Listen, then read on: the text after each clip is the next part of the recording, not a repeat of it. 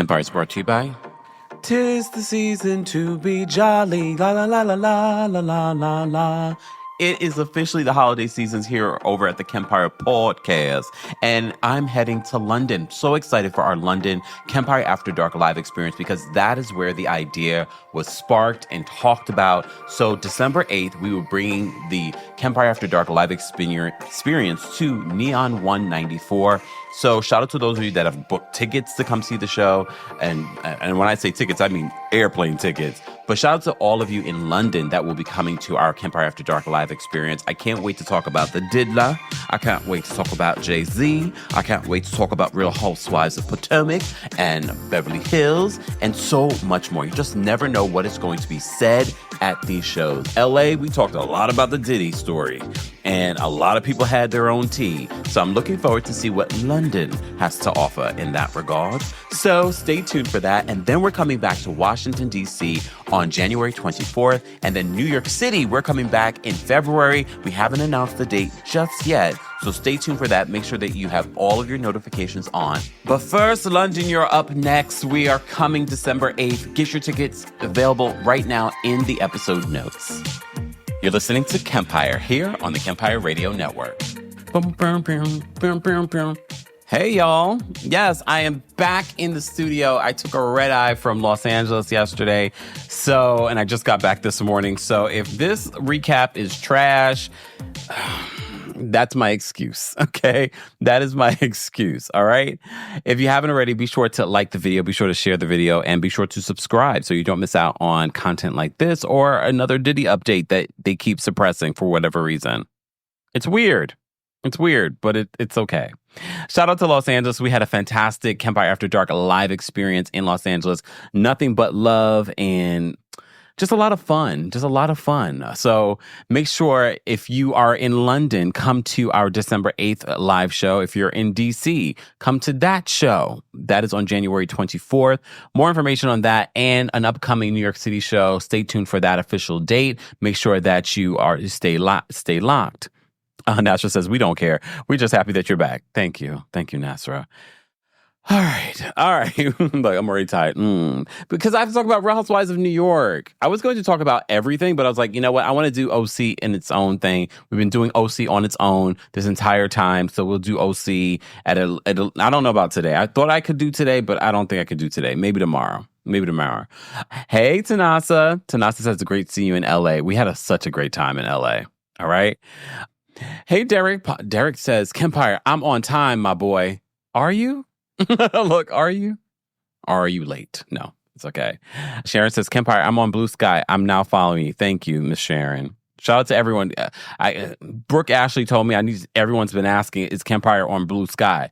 I am on Blue Sky. I just haven't really been advertising it like that, but make sure you go follow me. Okay, it's at TheKempire. I'm going to really start posting there more so than I do on Twitter. But we are streaming here on Twitter, so shout out to those of you here on Twitter.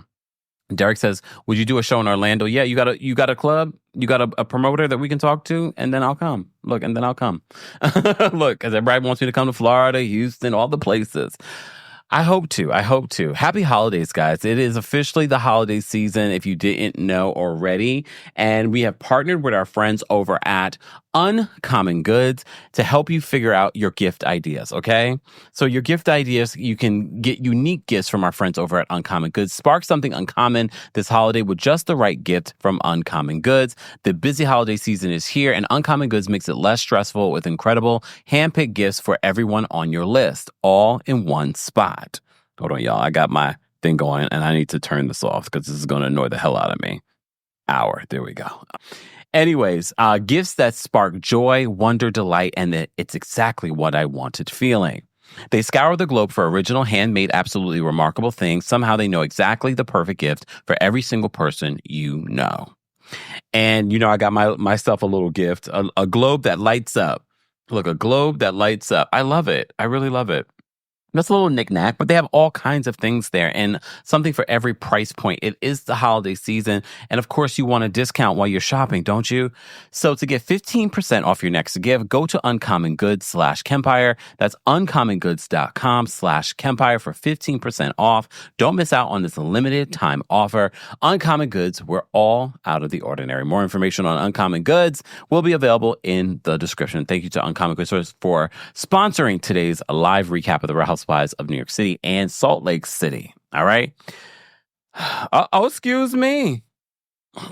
Derek says, I say this humbly. My family is a pretty big deal here in Central Florida. Well, then, Derek, check my Instagram for my manager's email. Let's talk. Y'all want me in Orlando? For those people that want me in Houston, you see what Derek is doing? Derek is bargaining here, okay? Derek, email my management about a show in Orlando. I'd love to come to Orlando. I know some people in Orlando. All right. People want to know what is my exact name on Blue Sky at TheKempire. It's TheKempire. I couldn't get Kempire for some reason. Somebody took that already. Thief. Behind the Fro says, I finally made a live show. I'm at work, but I'm here. I appreciate it. Okay. All right, where do I begin? First of all, again, I am freshly here from our Los Angeles show we had on Wednesday night. Shout out to all of you that showed up on a Wednesday night partying. Shout out to Zach Peter, who came out to show support. Shout out to Claire Sumner, there we go, for coming out and showing support. I appreciate the love, guys. I really do. I appreciate all of you taking time out of your busy schedules on a Wednesday night to come here and, to come to LA and have a good time. I'll talk more about the LA show, or maybe not. I know a lot of you did you record it? No. The tea that was spilled, the Diddy tea. We had somebody that went to we had two people that have been to a freak off, and they named the names. And look, they were people of a particular age. I believe them. They were very detailed stories. I believe them. But if you were at the LA show, that's our secret. You got to come to the next show, London. Just saying. All right. Anyways. Okay, where do I begin? Real Housewives of New York City. I'm not going to say that this was a trash episode, but it was a trash episode. You know why it wasn't a great episode? Because we're still talking about the prank, and we're talking about the root of the prank and who knew what the prank was. That was the gist of this entire episode. Oh, and Brynn wants to have a baby with Gideon. Okay, I like Gideon. I think Gideon, he seems sweet. But at the same time, Gideon, I'm looking at you kind of weird because I don't understand how a man of a particular age would find... Look, I think Brynn is attractive. She's a beautiful woman. But that whole baby, you want to have a baby with me? That is weird to me. And anyone that's attracted to someone that talks like that and acts like they are under the age of 18, I'm looking at you, Gideon, with the side eye. Even though I think Gideon's a nice guy, but the fact that you find that attractive, I'm a little concerned because I don't find that attractive at all. I know what you're thinking, Kempire, you're gay. But still, I'm a man. So I had that thought, I like Gideon, but the fact that Gideon is just sort of he will do anything for Brynn, and I think he will play along with the storyline. They are not having a baby. Did she freeze her eggs? Maybe she did. Fine. Okay. So that was Brynn's storyline. Okay. What else happened in this episode that I want to talk? So at the top of the episode, they're talking about the prank, and they're talking about who was the root of the prank. And they were it turned from being a prank to, we were trying to figure out who was the leaky pigeon. There was a story out before the season started that Rebecca Minkoff wanted to pretend fight with Jenna Lyons, and Jenna Lyons was like, no, I'm not doing that. So this was Rebecca, again, probably trying to self-produce this storyline of her getting pregnant after being at a freak off. I don't know what kind of freak off. Someone else's freak off. And she got pregnant during the freak off. That was a prank, though. And now all the fans are up in arms. And again, anytime they post about Roni right now on Bravo's Instagram, go take a look at the comments. They're not favorable. They're not. You might see one or two people but I like the cast. Those ratings, Oh, they did this week see a season high in ratings. Well, we have to remember this week's episode aired right after Real Housewives of Beverly Hills. If you missed my Beverly Hills recap, I did that yesterday. I prioritized that one. That's why they saw a jump in their ratings. It came on after Real Housewives of Beverly Hills. And I know before you get on Beverly Hills and their ratings, all across the board, you're seeing ratings drops because a lot more people are now watching it on streaming. Like literally, people are now more invested in watching it on Peacock. But still, Beverly Hills came out strong. It's not their normal million viewers, but it came out strong. And that's just the live viewers. I'm sure they hit 1 million within the first 3 days. You have to think about that. And those are the numbers that they are looking at. Thank you, Shirley. Shirley says, I enjoyed watching you on Juicy Scoop yesterday with Heather McDonald. Yes, guys, if you missed it, I was on Juicy Scoop this week. Shout out to Heather McDonald. Always, anytime in LA, she's like, come through the show. We had a great conversation. We talked a lot about Diddy, but we also talked about some of the Housewives stuff, things that have been going on. And then we had a moment. I'm not sure if she kept it in. I think she did. We had a moment where we talked about just self-realization and how people view us. Like we had a moment. So if you missed it, go drop your crowns and your elephants in there, okay? Trauma Queen says, I watch on Hey You. See, now a lot of people are not watching these things live anymore because they can't afford it. They can't afford to have all of these different things, okay? All right, let me take a sip. Oh, thank you so much for reminding me I'm boredom. I did want to get into this before we continue. Rest in peace to Matt. Remember Matt from Real Housewives of Potomac? Well, the sad news came out today that Matt passed away. Okay. According to People magazine, they said this. They said that the Bravo community is mourning the loss of one of their own. Matt Byers, a talent manager who appeared on the Real Housewives of Potomac several times, has died, People can confirm. Byers first appeared on RHOP during season 3 in 2018 alongside Karen Huger. And if you pay attention, Matt was still behind the scenes. Anytime Karen would have an event, sometimes I'd be like, oh, like, there goes Matt. Or if there was like a group event, Matt would be there. So they said, calling him a powerful young man, Huger said, Matt is not my PR, but I would say that Matt is a line of my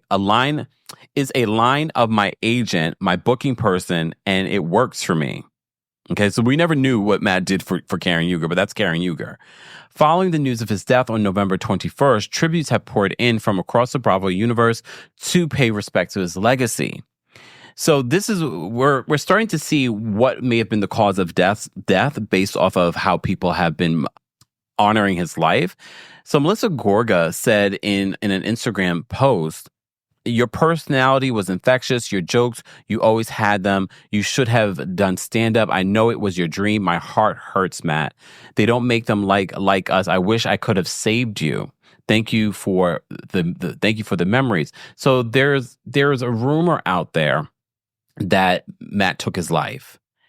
Again, that has not been confirmed by his family, but that is what people are reporting, according to sources, that he had taken his life. RHOP alum Sharice Jackson Jordan also shared a photo with her and Byers on her Instagram story, writing alongside it, rest in peace. And in her 2019 interview with Bravo's The Daily Dish, Huger reflected on her years-long relationship with Byers, who she revealed she's known since he was 17 or 18 years old. She says, I encourage Matt when life is difficult. A lot of people call me Mama Karen in Potomac because I love helping young folk. When life was trying to him, I reached out and told him to go to school, and he did. And now we work together. She also commented on how well he got along with the other stars in the Bravo world. As she quipped, he's with everyone, and I love that. He's a bubbly person, and again, a very successful young man and powerfully connected. I don't mess with peons. Karen. Matt's a good guy, and us together, two powerhouses together, we make great things happen off screen in family and personal life, and we also make things happen fantastic on screen. As you noticed, we're good. So rest in peace to Matt Byers. Very sad to hear this. As you guys know, people are having silent struggles out there. So check in on your people. Check in on your people. So rest in peace to Matt, and shout out to his family, friends, and fans that are being affected by this news today. Okay. All right. So Real Housewives of New York City. Lord have mercy. Okay. So the mid-season trailer came out. I think we talked about that last week. Did we? Did we talk about it last week? I can't remember. Do we care? Okay. Do we care? Oh, wait, hold on. Let me see something. Mary Jane says Byers was pronounced dead Thursday from multiple blunt force injuries. A spokesperson for the Maryland Chief Medical Examiner Office confirmed Friday to the Times. Thank you, Mary Jane, for the update. Ugh, very, very, very sad. Very, very sad. So, Real Housewives of New York City. So, as I said to you before, the storyline, basically, this entire episode was figuring out who knew about this prank versus who did not know about this prank. And now everyone, by the end of the episode, is like, oh, the real pigeon here is Aaron. Yeah, Aaron's one of the pigeons. Bryn's one of the pigeons. So, I'm just, look, they're all pigeons at this particular point. Except Uba, but Uba doesn't have a storyline in sight, so I can't even help you, Uba, with that. Just saying. So we find out that this was all a joke. Apparently, Bryn found out about it at one particular point. Here's the thing. I was so confused when they started talking about who knew what and when. I was just like, I don't care. You guys are ridiculous. And Andy Cohen, you say you don't like a prank. You sat down and watched for 2 episodes that this was going to be 2 episodes. You sat down and you approved with your other executives and said, this is where we're going to go. I know. SC says Andy made a statement. Roni is here to stay on Deadline. He didn't say here to stay, but he did try to downplay that what people have been saying about Roni. Roni is terrible. We have not seen the fandom turn on a city like this in a very long time. Roni is unwatchable. And honestly, just because of that statement, Andy, next week and for the rest of the season, we're not going to talk about it.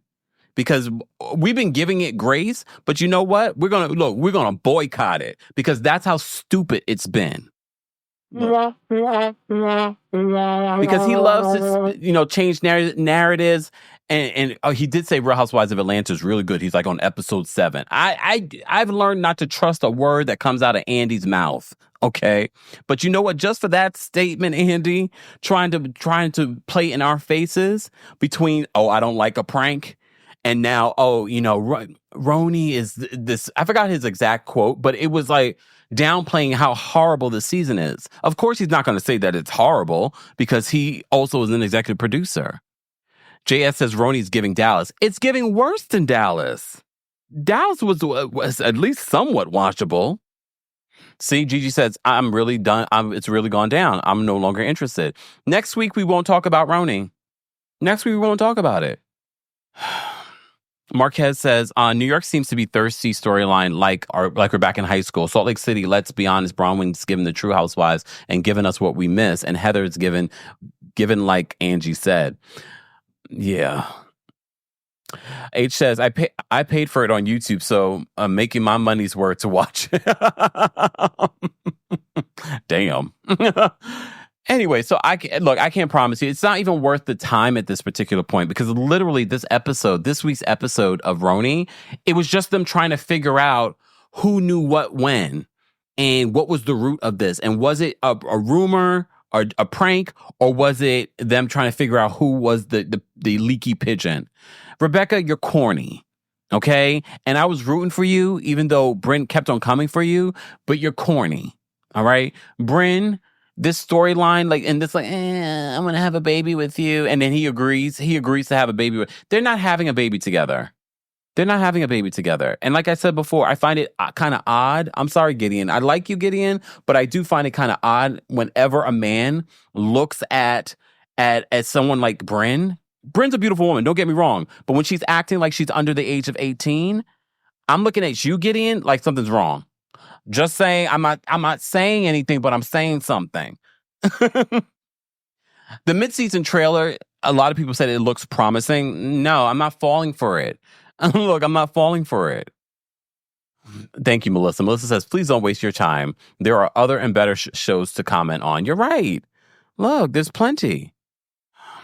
Britt says, speaking of lying, Heather, what else is she lying about? Her age, her birthday. I was so mad about that too. I was like, she's like, I tell everyone a different birthday. So you're just a liar, Heather Gay. You're just a liar. All right. Was there anything else that I wanted to say about Real Housewives of New York City? Damn, I really cut it down this week. Look, I really cut it down this week. There was really nothing. The majority of this episode, it was nice to see that everyone was getting along during the picnic when they went out in Central Park for the picnic. It was nice to see Bran inside and everyone getting along. But then we're still talking about this prank. We're still talking about who was the root of the prank. I was so confused when they talked about it in the middle of the episode and at the end of the episode. I was like, what? Like, what are we fighting about? Who cares? It was a prank. Get over it. Get over it. I don't care. You guys are grown women and your main storyline is a prank. And then in the mid-season trailer, Aaron, why are you showing a picture of your man's genitalia to other women? I'm sure he's proud of it because apparently it's big, but why would you do that? That's weird. Y'all are all weird. I'm done with y'all. Please don't come back. I'm not recapping Brony anymore. I'm done. Y'all playing in our faces. Another week of stupidity. And honestly, look, I'm sorry, Raquel. Woo, woo, woo, Raquel. Because you're probably the only one that has a seemingly interesting storyline. But I don't care anymore either. Sorry, I don't care. I don't care about not one near I don't care about not one of them. I don't care what like, but no, I don't care. Cancel the show. Cancel it. All right, let's talk about Real Housewives of Salt Lake City. That was enough. Shout out to the comment crew. Comment crew be like, this is where the Real Housewives of Salt Lake City recap begins. Thank you, comment crew. Shady bunch. Anyways, so Mary. Okay, Real Housewives of Salt Lake City, they really have such a good time with editing this show because at the top of this, they do a whole little thing for Mary because she's hosting this Breakfast at Tiffany's theme. And look, she's going all out. She's got a lot of people in the house. I don't know where she's getting this money from. The church? Okay. Well, she has other businesses and things like that. Okay. And if you've been to one of the Kempire After Dark live shows, I already told you what I think it is. All right. But anyways, so Mary is getting ready for this party. She's going all out. Although Mary Cosby house has things in it that I'm like, ew. I think that's tacky. Like the Robert Jr. over his door, ew. But when you look at her house as a whole, like her kookiness, it kind of makes sense. Is it my style? No. But I like that Mary, again, is hosting an event and she's going all out. Look, we know there are housewives that host events and it's like terrible. Mary actually hosts a nice event. Since season 1, she's been hosting decent events and getting gifts and things like that for everyone. So she at the top of the episode, they're introducing us to this team. And honestly, producers, you dropped the ball. The name of the episode should have been Breakfast at Mary's. I don't know what the name of this episode was, but it wasn't that. Look, it wasn't that. Like, what are you doing? Anyways, so they had that little montage in the beginning with Mary. Honestly, they saw the ratings boost this weekend. It's probably because Mary was back. Okay? All right. So Lisa and Heather go to Kimosabe.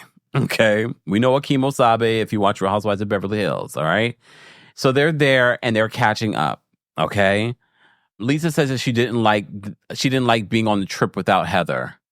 I don't know why they think that we have forgotten what these people have said about each other over the years. Like, we don't believe that you guys are tight. This is a clear alliance. And Heather's saying, Bronwyn doesn't understand what we've gone through together. What the hell have you guys gone through? Monica Reality, Von Teese, Garcia, Delgado, Darnell, Jussie Smollett? Yes, I'm going to still say Jussie Smollett. Yes, I did a video yesterday letting you guys know the Illinois Supreme Court overturned his conviction. That was just a legality, okay? That motherfather did it, so he's still a liar. Come on. He's still a liar. So y'all are so scared. You're so scared of Monica Reality Von Teese, but you're not scared of the woman that's incarcerated and stole from elderly people and has been caught on video being horrific to people that she works with, throwing things at them. Really? Okay. So save me on this whole, oh my gosh, Bronwyn has no idea what we've been through together. We've been through the fire together. Shut up, Heather. Shut up. No, you are such a wannabe. You are tired. and I am tired of you. Anyways, Heather, okay. Why did Lisa say, I feel bad for myself? Like, that alone, because I think season 1 Heather would have been like, oh my gosh, she just like she feels bad for herself. Did you guys notice that Lisa said that in regards to the trip? She's like, I feel so bad for myself. I feel bad for me. And then she decides to bring up what the Todd father had to say in regards to, you guys need to stop all this drama or leave. So she didn't, remember I told you, she changed up because she didn't want to leave this special trip, okay? All right, Amanda says the red eye got Kempire irritable. Probably not helping. It's probably not helping. Here's the thing though. So now Lisa's trying to change the narrative. Like, oh, he threatened to kick us out. He gave us an ultimatum. And she tried to play all innocent to Heather, but mind you, she changed real up when she got that ultimatum. She was not trying to leave. She's like, but I love you. I got love for Bronwyn. Girl, you just wanted to stay on that cash trip for multiple reasons. You wanted the free trip. You wanted the private jet. You wanted the camera time. You weren't caring about the Todd father and his ultimatum, because I really wasn't sure. I was like, I wonder how she's going to react to this. And her reaction was very telling. But now that she's not around the Todd father and she's not on the trip, she's like, he was really nasty and rude to me. And that's when Heather says, Brahma doesn't realize what we've gone through together. What the hell have you guys gone through together? What have you guys gone through together, Heather? Please explain. Please explain to the class. The fact that you lied about a black eye for 2 years and blamed production at one particular point? What have you guys gone through? Reality Von Tees that you all engaged with on social media? What have you guys gone through? Nothing. But she does say she plans to teach Bronwyn about what they've gone through. Okay. So speaking of Bronwyn's bringing it, though. I have the sidebar. The housewives, some of the housewives from Salt Lake City were here in New York City. I wasn't here. I mean, I wouldn't have gone anyway. I don't go to those things. They were doing this whole little, ice cream special thing. All right. And I believe Bronwyn was there. Mary Cosby was there. Angie K was there. And a lot of content creators were there, and they were doing interviews and serving ice cream and things like that. So they've been talking and things like that. So apparently Mary Cosby and Meredith have not fixed things. We're going to get to that because I have thoughts, and I'm going to be twerking on the fence. Look, I'm going to be twerking on the fence. So the Todd father, grumpy old man. Look, I'm going to defend Todd again. I know. Here I go. But there's a reason. There's a reason. So Todd says that he had never seen Bronwyn act this way around the women. And he was like, and they flash back to him, on the floaty, hearing Bronwyn go off on these ladies. And remember, this was their anniversary trip. He really just wanted to have Todd doesn't know that he's filming a reality show. He doesn't know that he's filming a reality show. Okay? So he says that Bronwyn ruined the trip. Yeah, he said, you ruined a perfectly good afternoon. He says that it was not very becoming of her. And she sort of came back and she's like, you saw her kind of shrink into herself. And she's like, I ruined it?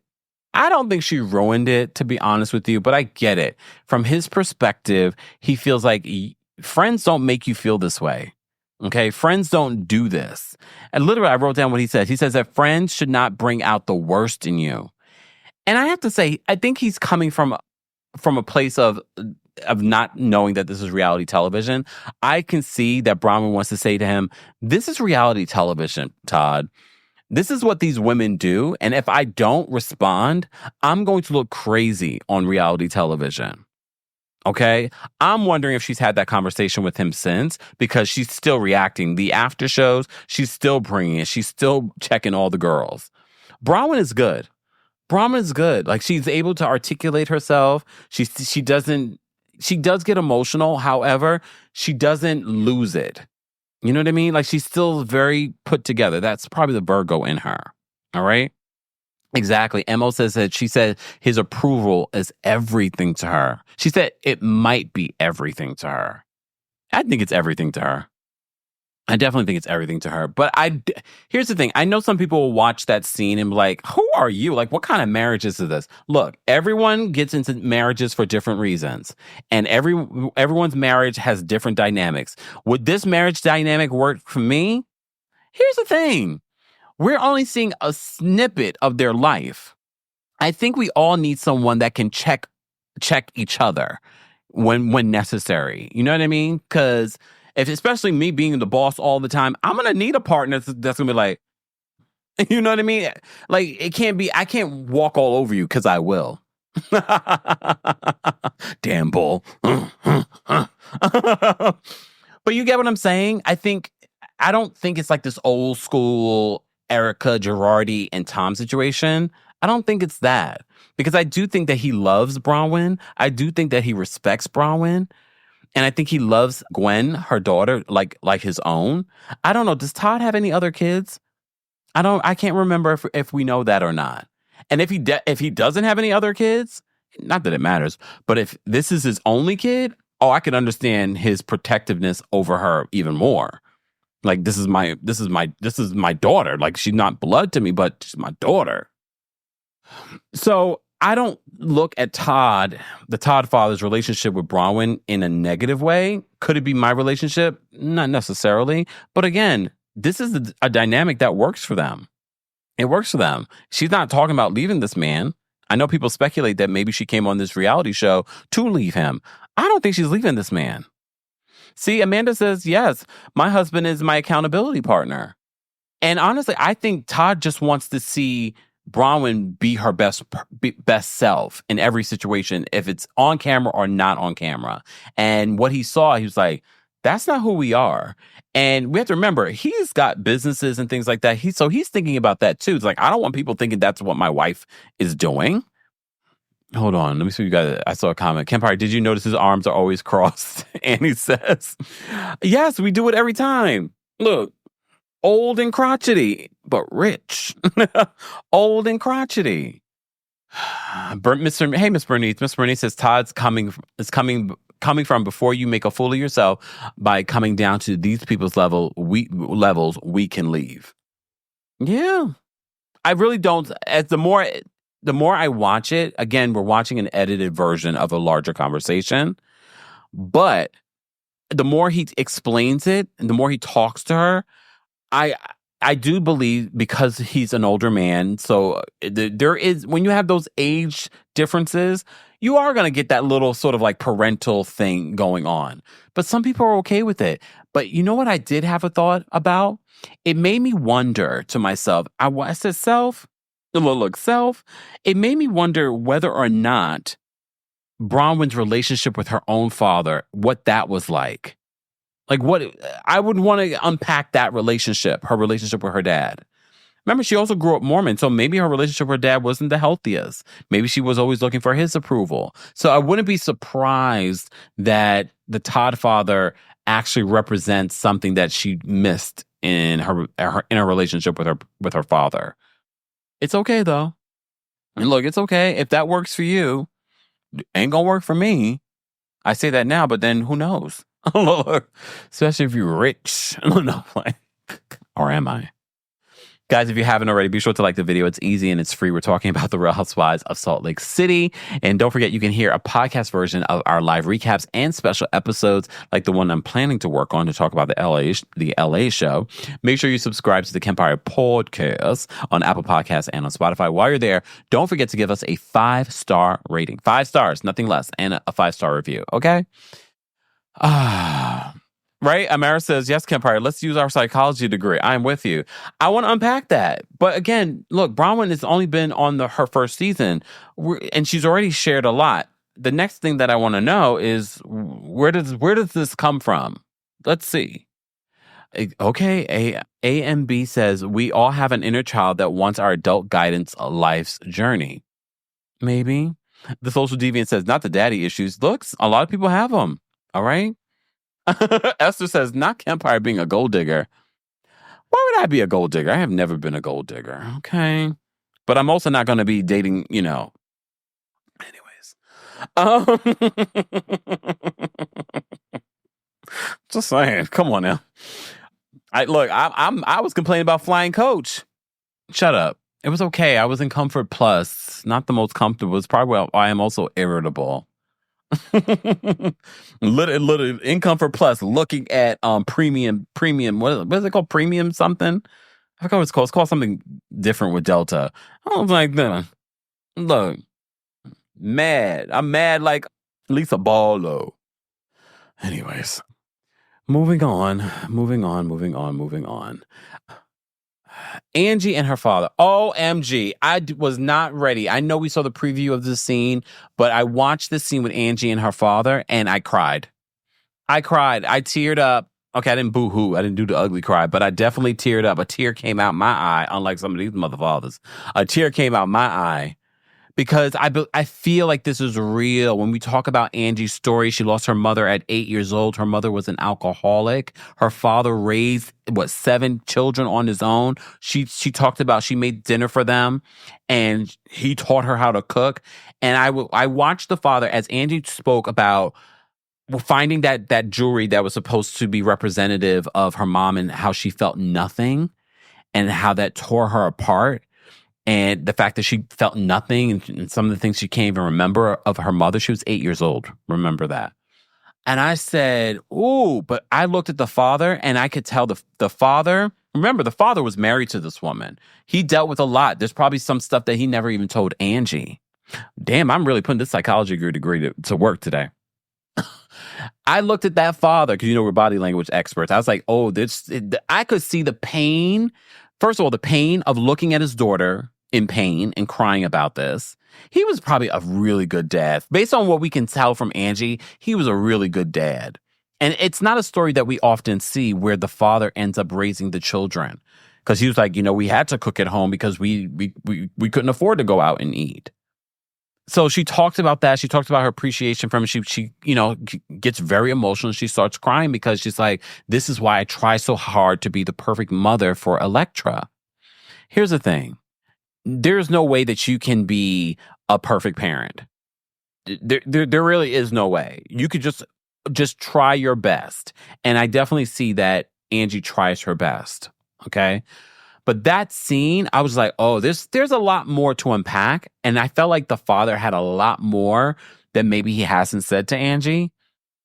I sensed that there was more there. I think some people might watch that scene and felt like the father, not that he was cold, but maybe not as warm as they probably would have expected him to be. He did get up and hug Angie. But what I saw beneath the surface, I was like, this man, he lived with this woman before she died. He knew, when she was an alcoholic and what was going on. So Angie, in her confessional, talks about how, she used to really be very mad at her mom for not, just doing the right thing and giving up alcohol and being there for your children. But as we know, when it comes to addiction, it's not that easy. And she also says that and has that realization. For me, that was one of my favorite scenes from the episode. I didn't know that it would become my favorite scene until I watched it. I teared up. Exactly. We have to talk about culture. Mara says, and they're also Greek. So there's the culture aspect of things and how do you show emotion? Exactly. Mara says, very proud people. I love the scene. I want to see more of Angie and her family, though, like her brothers and sisters, because that's interesting. This man alone, here's the thing. Angie talks about how, as a mom, she realizes now what she gives to Elektra, what she was missing, and that's the thing. The father probably also felt away. He's like, "Damn, I really try to do my best, to give you everything as a kid, and I still fell short because." That's something that you couldn't give. You can't give a mother's love because you're not a mother.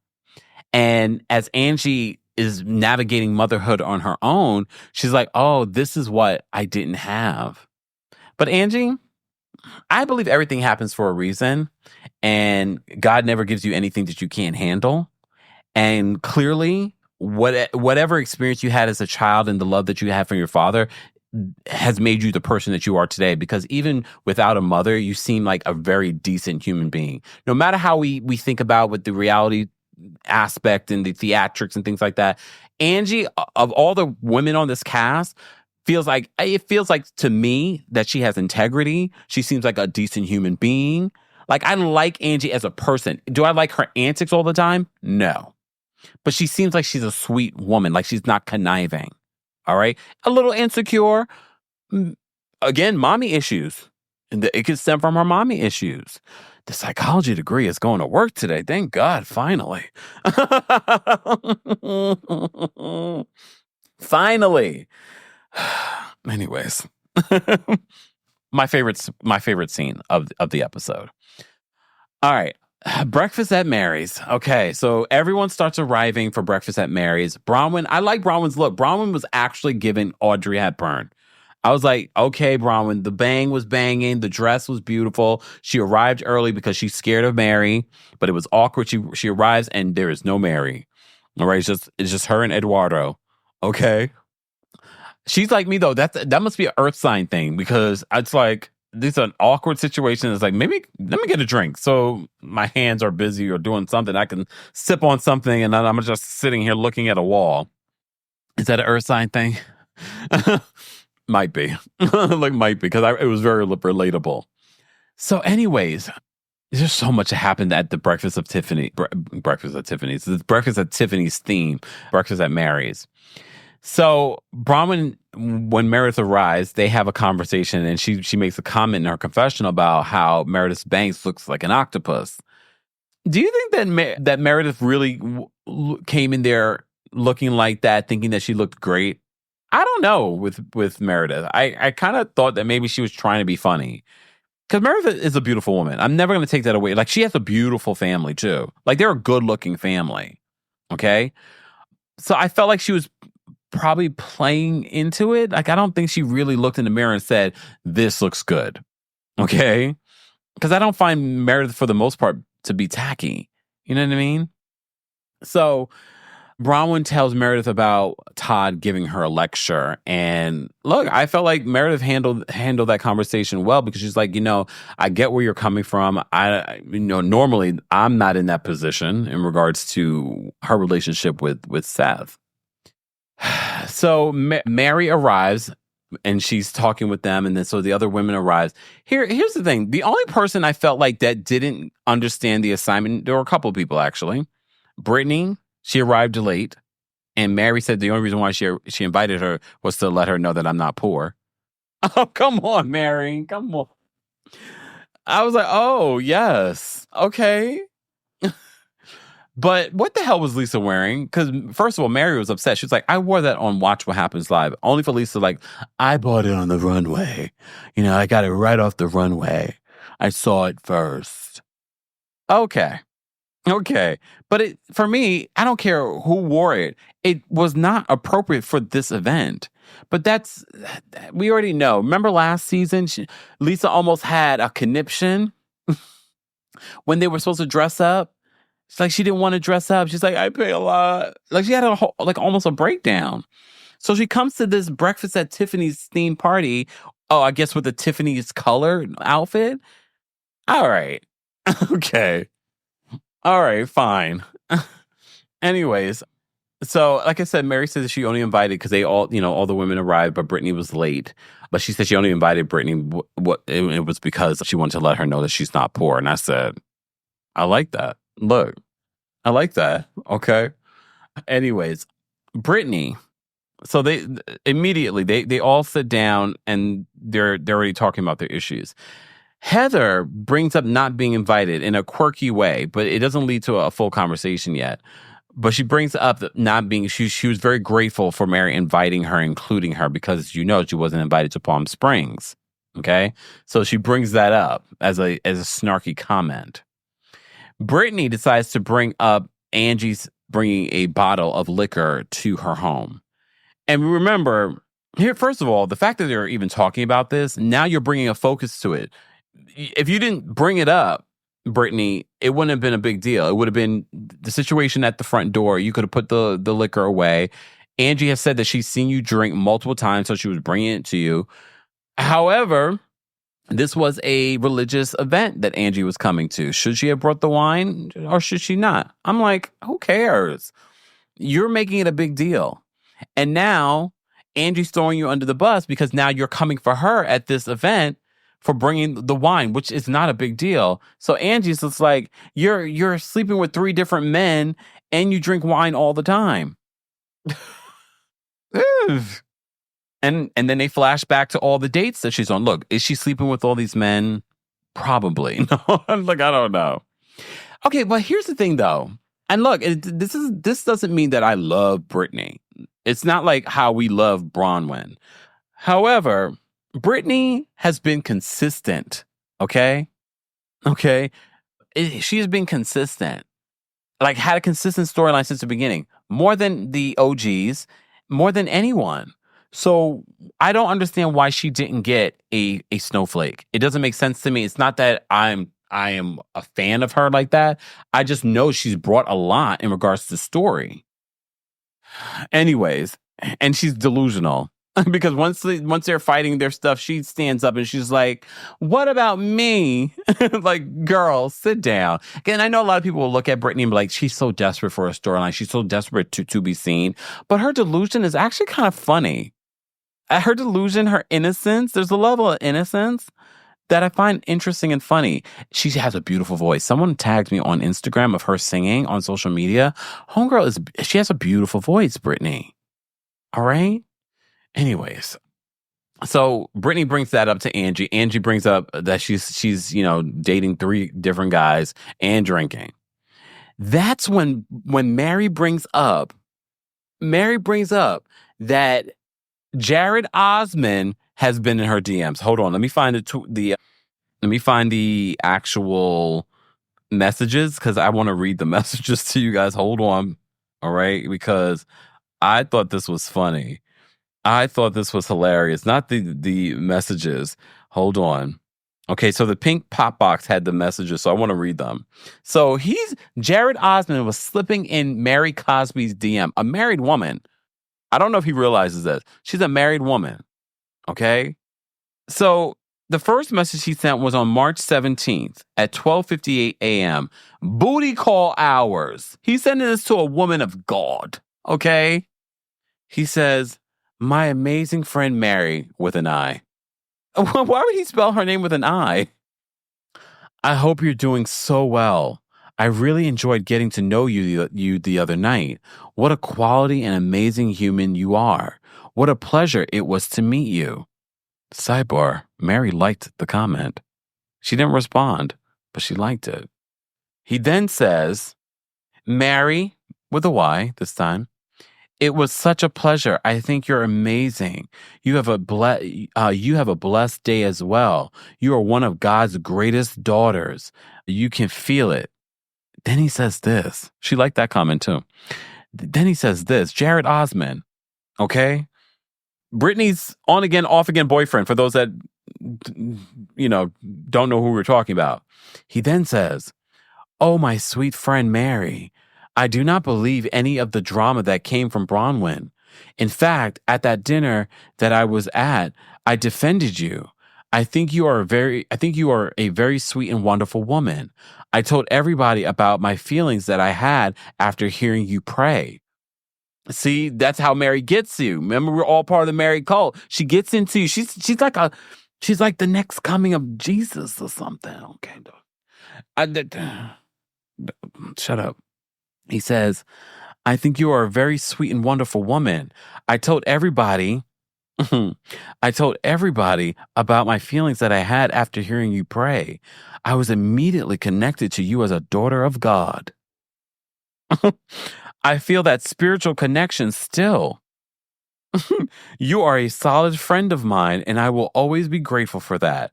Well, the thing with Jared, you can't take friend with him is innocent because remember he's talking about Britney being his best friend. So I'm not taking this as he's just trying to be a friend. He says, and I will always be grateful for that. You and I are definitely in a good space. If there's anything I can ever do for you, just know that I am right here. Ariana says she put a spell on him. She put a spell on us all. Okay. We are all under Mary's control. Okay. We are all under Mary's control. Okay. So that was the DMs. Look, all we see is his messages. I don't see where Mary responded to him. I don't know if she knows how to respond to messages, but she definitely knows how to like them. Okay. But I was shocked. Wasn't anyone else shocked when you found out that Mary Cosby was like in her confessional? Oh, well, Jared Osmond is slipping in my DMs. And she's like, I don't have no time for that. She's like, this soap opera stuff, I don't have any time for that. She never said that, I'm a married woman. This is inappropriate. Okay. Oh, Tazza says, Kim, did you see Bronwyn say, get this lady a puppy because she needs unconditional love from somewhere? I die. She really is brilliant. Like, that's the thing with Bronwyn. We have to remember she's no dummy. I know a lot of people think that she's just some sort of housewife. Remember, she was working when she met Todd. You know what I mean? She's also a Virgo, so she's probably like well-read and all kinds of stuff. Anyways, so Mary's like, I'm not trying to deal with that soap opera mess. I'm not interested. Okay. So she says that. Bronwyn then explains why she wouldn't invite Brittany. So it turns into a fight now between Bronwyn and Brittany and their issues, okay? Heather then asks why she didn't get a prenup. I was like, where is this coming from? And why are you still harping on the prenup? Heather then says, she's like, you know what I know about Todd? I know that you guys don't have a prenup. I know that he collects Starbucks mugs. So do I. Or I did. I stopped. And Todd is an a-hole on a couple's trip and when he wants someone to leave. Oh, Heather. Heather was reaching to the depths of hell because I still do not understand why she has such an issue with Bronwyn, but we do, because Heather thinks that this is high school. Heather thinks that she's going to haze Bronwyn, but she found the right one. You can't haze Bronwyn, okay? Then they talk about this first-class ticket, because Bronwyn says that she got a first-class ticket, return ticket for Heather Gay, because she says, I had every intention in inviting you. I invited you over my house so that we could be in a good place before I invite you on this trip. I understood where Bronwyn was coming from. I completely understood. She was like, let's make peace before we go on this trip together. Well, Heather was just like, how did you book a return ticket for me? So Bronwyn was just like, well, I found out your birthday from someone.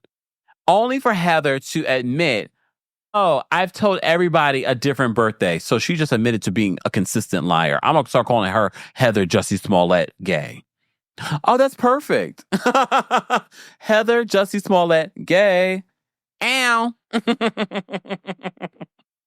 So she says, and Whitney in her confession is like, well, I have Heather down as June 29th. Oh, so she's a Cancer, so lying is consistent. Oh!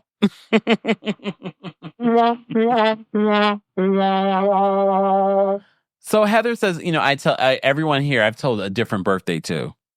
And then when she's asked about it in the confessional, she's like, I'm not telling you. Heather, we don't care. You have become so unbearable and unlikable. The bone that you have for, this hard on, I should say, that you have on for Bronwyn is giving desperate. Desperate because we aren't talking about any personal storyline. We're on episode, 10? And we have no personal story from you. It's just your beef with Bronwyn. And this stems from you thinking that Bronwyn was being two-faced when talking about Whitney. It has nothing to do with you. It has nothing to do with you. So I'm trying to understand why you have such venom for Bronwyn. Even she's confused. Guys, we have almost 800 of you watching on YouTube, but quite a few of you watching on TikTok, Twitch, and Twitter. TikTok, keep tapping your screens. Let's get to 5,000 likes there. But those of you watching on YouTube, let's get to 300 likes. We've got, almost 800 of you here. Don't forget to like the video. It's easy and it's free. Brett says that's why she hated Monica. All the hate, like these housewives do this sort of hazing now that's just ridiculous. Oh, Jack says, when has Heather ever had a storyline? I mean, technically she has. In the beginning, when we didn't know who she was, and we were talking about her leaving the Mormon church and her family. Like, she's had a storyline. But definitely this season, there's nothing. There's nothing. We have not filmed at Heather's house by herself with a personal storyline. Have you guys noticed that? We haven't. Tarsha says she's taking out her anger for Monica on Bronwyn. Probably. Tika says, I definitely gasped when Bronwyn said that, who gives a flying F where you're seated on a paid for flight? I mean, yeah. I get it. And literally in the after show, Bronwyn was like, when Todd and I need to go somewhere and if there's first class is not available, we have flown coach. I get it. Oh, hey, Heather. Heather says, Heather, you're celebrating 8 months as a member here on the channel. Thank you so much. She says, I'm June 29th and I'm wait, I think you mean I'm not Heather. I'm not like her. Look, I don't know what Heather is. What I do know is Heather is a liar. And she refused to tell her birthday to the producers. Weird. She's just weird. And I think because she's been on reality TV for this long, she's becoming very self-produced. And she's not sharing anything. Like, you're not going to share your birthday? And at this particular point, I don't care. I don't want to turn this into a whole, how did she get the black eye? I don't care about her birthday. Okay? Her sign is liar. Okay? All right? Her sign is liar. All right. But it does seem as if Heather and Bronwyn make peace finally, because Bronwyn says to her, I wanted you to come on this trip. I wanted us to bury the hatchet. But I don't understand why you view me the way that you view me. So Heather eventually, because at this particular point, Heather would look, she already looked crazy, but she would look even crazier if she didn't just let it go and let's move forward. So they do for the second. All right. Lisa talks about the coach tickets again and says that Angie was equally upset, only for them to play back the video footage. And Angie was just like, yeah, I don't know where Angie was just confused. She wasn't making a big deal about flying coach. She was reacting to Lisa reaction. So Angie had no problem flying coach. It was just you, Lisa. It was just you. Anyways. Oh, I did find this funny. Because Heather asked why Bronwyn just booked herself and Todd a first class ticket. But Bronwyn, I think it was in the after show where she said that, I forgot what she said. But there was a little bit of confusion in regards to it. I just don't understand why they didn't just all fly back private, like they flew to Palm Springs. But there was some sort of mix up with the tickets. And that's why some of the folks were in coach. But what she says in this moment, Bronwyn says that the reason why she booked a ticket for her and Todd in first class, because she was like, because it's my goddamn credit card. All right? Because it's my credit card. And I was like, I mean, that's sealed the deal for me. So Brittany can't stand the fact that this conversation is not about her. She stands up and she says, what about me? What about me? Brittany does end up apologizing to Bronwyn as well, because they've had their issues over this season as well. Okay? But Bronwyn was like, are you being sincere or are you just saying it to say it? And she's like, no, I'm being sincere. Okay? So Angie decides to use this moment to talk with Meredith, because as you know, they've had their issues because of the podcast interview that Sean did with Behind the Velvet Rope with David Yontef.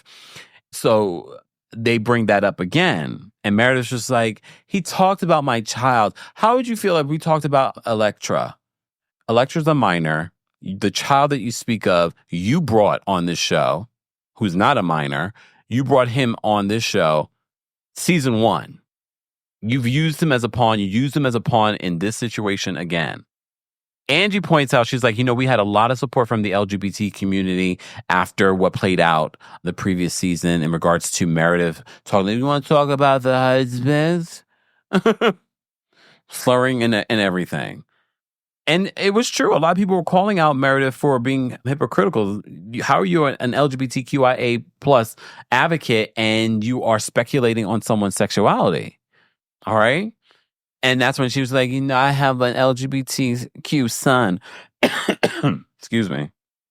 Mind you, when she FaceTime, oh, wait, hold on. I forgot to talk about when Mary Cosby was supposed to go meet up with Meredith before this, at the top of this episode.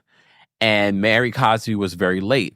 I'm going to forgive Mary Cosby for being late because of what's going on with Robert Jr. She was knocking on his door and she didn't hear anything. I kind of wish she went in because I was concerned. I was like, is he okay? Is he all right? So that was part of the reason why she was late. But Meredith says, I'm going to be the bigger person and invite her to this art gallery so that we can have a conversation. Okay. They never had that conversation. Okay, hold on. Let me say thank you. Thank you so much, Ariana, for the super chat. Ariana says, Mary was the star of this episode. The editors love her. Meredith made me so mad. I know, I'm early. Hold on. Thank you so much for the super chat, Ariana. Jag says, I think Todd was like, I'm not spending another dime on these people, especially the Barlows and their mediocre tequila. Cancel the private jet. I mean, yeah. I mean, that could be, I don't know how much the private jet would be versus coach tickets. Probably a lot more. All right. Anyway. Okay. All right. Wait, Trauma Queen says, I hope Mary's child is only... No, we talked about Trauma Queen. Go Google the story on Mary's son. It's fentanyl. There's some other stuff. Like, he's not just the ganjas. I think he went to rehab. I don't know if he's still in rehab. Okay? Anyways. All right? So Meredith has this back and forth with Angie. Angie stands up. Angie needs to sit down. Angie, we don't need you standing up. All right, to get your point across. So it leads to a heated conversation because Meredith kind of alludes. She's like, I don't want to go back there because if we go back there, it's not going to be pretty. And then Whitney wants to pour some gasoline on the situation. And Whitney's like, are you threatening? Are you threatening? So Meredith decides she's going to play audio of Sean's interview with Behind the Velvet Rope. And here's the thing. She points the phone like closer to Whitney. I'm guessing because Whitney couldn't hear it. So Whitney takes the phone and she's trying to turn it up. But all of a sudden, Meredith jumps up. I think Meredith then thought, one of the multiple men that she might be allegedly sleeping with here in New York might be texting her, and she doesn't want Whitney to see it.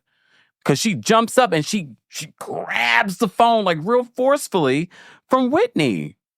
I was just like, whoa, what is going on?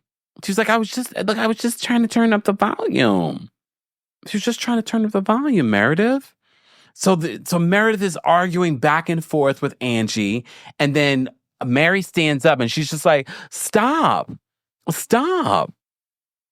Mary then says, if you're not going to stop, leave.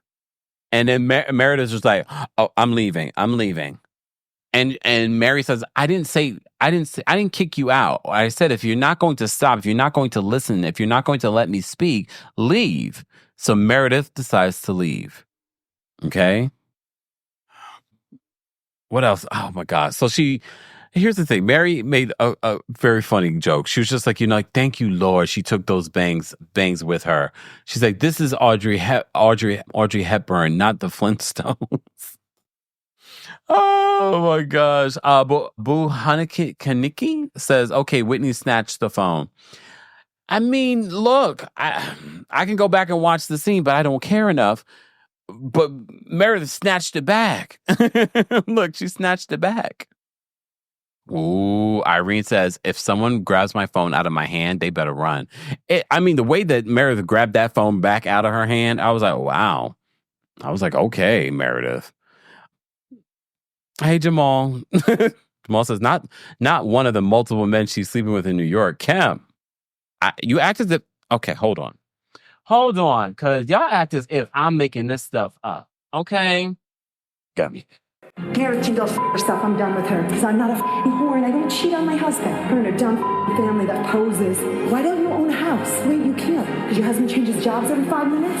Faye can marry is a piece of... I have your back and I'm offended by that.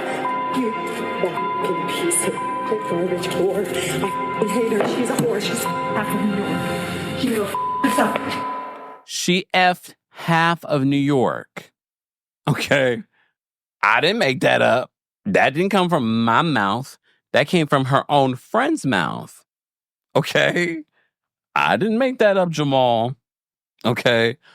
Lisa Barlow said it with her own mouth. Okay? Miss Brown Sugar. I forgot. I'm the one who made that clip like that with the music and everything. Okay? I forgot. I did that a long time. And Jack says, not this classic gem. That is never leaving the soundboard. Okay? Irene says, oh, Lord, the chat is moving. Irene says, I love that Mary clocked in this season. Friend, you've been hiding yourself. Nice to meet you. Right? So Mary gave us a lot of moments. She gave us a great party. She gave us some drama. And look, I think it was in the after show that I saw this where Meredith said that she was hurt and that she's always had Mary's back. Here's the thing. I'm going to twerk on a fence. I do agree. There were moments that Mary has said problematic things and Meredith has rode with her, tried to make excuses for her. Remember when it was like touch and go with Mary with the rest of the group? Meredith really did stick by her side.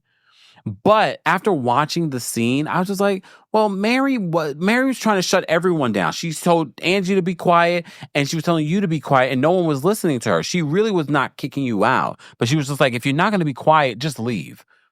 Just leave. And then she tried to make it seem as if, go to the other room. But of course, Meredith now is like, oh, I got a new storyline. I got a new beef. I'm going to run with it. Okay. Look, all right. Guys, if you haven't already, be sure to like the video. It's easy and it's free. We're talking about the latest episode of The Real Housewives of New York City and The Real Housewives of Salt Lake City. If you had to rate this week's episode of The Real Housewives of Salt Lake City from 1 to 10, how would you rate it? I thought this was a good episode. Real Housewives of Salt Lake City is really doing a good job. And I talked about this on Heather McDonald's podcast this week as well. Although I do believe that they are producing them, they're self-producing. And I know I say that a lot because it happens a lot on the show, on all these shows. But it's not as unbearable like Real Housewives of New York. They're doing a better job of self-producing some of them. But Heather Jussie Smollett gay is ridiculous this season. I've tried to find grace for her. I was like, she adds the Mormon culture, but I'm tired. I'm tired of her. Maybe in the next couple of weeks, now that she's sort of made peace with Bronwyn, we can move forward and we can be done with it. They're supposed to be filming their reunion soon too. But anyways, exactly. Yazzie says, Meredith loves playing the victim. That's not a new storyline. That's old and tired as her bathtubs. Exactly. She's trying to make it new. She's trying to make it her storyline. But I will say Meredith has had Mary's back over the last few years when she was being estranged from the group, when she was saying problematic things. Meredith, although I never really felt like this was a real friendship, Meredith did stick beside her. Do you think that they'll get over it? Because literally at this event here in New York City, Mary Cosby was shading Meredith. I could care less if they're friends, to be honest with you. That it's not like they hang out. I see Angie and Mary actually getting along, being quirky and funny together. I see Mary, Angie, and Bronwyn hanging out together. Honestly, I'd much rather watch them than watch anything that Meredith is going to do. I don't want to see her with Seth. She FaceTime with her kids. We don't care about that either. Here you go using your kids again. Look, here you go using your kids again. Exactly. Jamie says that Heather allowed her ego to turn her into the type of woman she always despised. Lisa Barlow? Look, Lisa Barlow. Guys, let's get to 300 likes. It's easy and it's free. I'm going to drop the call-in link for our members. I'm going to take a couple of quick calls. However, I am going to go because I got to do groceries. I got to rest up. I didn't get any sleep on that red eye back here from I was about to say Miami. No. Anyone going to Miami Fest? No one's talking about it. Y'all notice that? It's sort of like a little mini BravoCon that they're having in Miami. I feel like no one's talking about it. Whoa, Andy Cohen, NBC Universal Bravo. Whoa. Anyways, let me drop the call-in link for our channel members. Hold on. Shout out to everyone watching on TikTok, Twitch, and Twitter. Hey, Nick, I see you watching on Twitter, or X, as they like to call it. All right. Let me do live chat. Once we get to 300 likes, I'll drop the call link for you guys there. All right, members, we dropped the call-in link for you on the community tab. For those that are just joining us, we're talking about the Real Housewives of New York City, Salt Lake City. We also reported to you about Matt Byer from Real Housewives of Potomac. You know, we always saw him in scenes with Karen Huger. He has passed away. May he rest in peace. Ooh, Ariana says, no, I'm saving for the real BravoCon. And yeah, I feel like no one's talking about it. But it's fine. All right. Was there anything else that I wanted to talk about from this episode? Oh my gosh. No. I think I'm good on the episode. I'll give you guys a moment in the chat. For those that are in the live chat, if you have questions, because I know some of you do not want to call in, and I understand. But if you have questions in the live chat, let me know as well. Let me see. Marie says, I can't unhear Kempire saying the Todd Father. You got to spell it differently. It's T-A-W-D. The Todd Father. Okay. Tika says, Mary told Brittany not to put a roll in her purse. Yes, that was fun because you remember Brittany said that when they first met, that she would do stuff like that. And she's like, I don't think this is going to fit. Thanks for tuning in to Kempire here on the Kempire Radio Podcast. As always, don't forget to give us a 5-star rating on Apple Podcasts and on Spotify. And for everything Kempire Radio, head on over to KempireRadio.com.